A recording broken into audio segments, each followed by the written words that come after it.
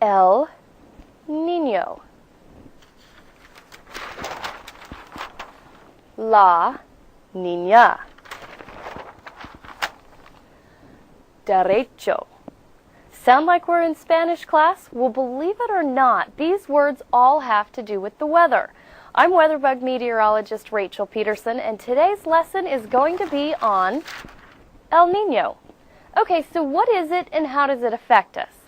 Well, El Niño is the unusual warming of the Pacific Ocean near South America.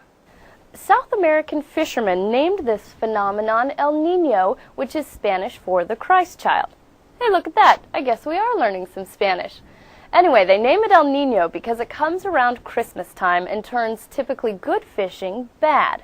Now, before we get too far into this, let's talk about what's normal.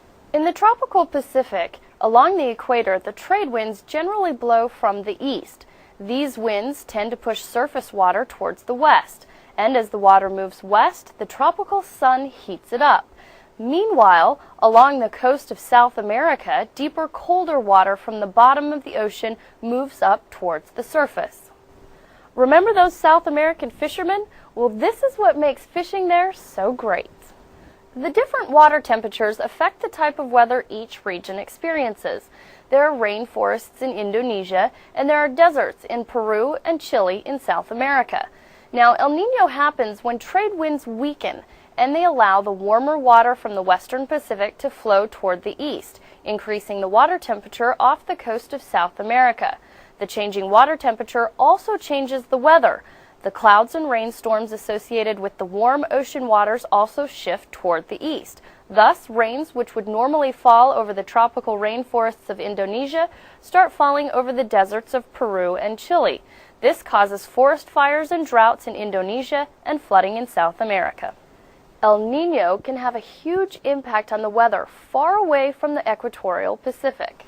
Warmer temperatures are also experienced in the northern plains. Stormier and wetter weather is in the southeast.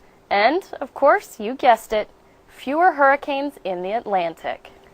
Global effects are things like Australia has more droughts and brush fires. The coral reefs die in the Pacific. Indonesia and the Philippines have their crops die for lack of water. As we move towards India and Sri Lanka, we experience drought and fresh water shortages. And in South Africa, people are faced with drought, disease, and malnutrition. Now you know how El Niño affects the weather, and depending on how strong or weak El Niño is, will depend on how dramatic the impact.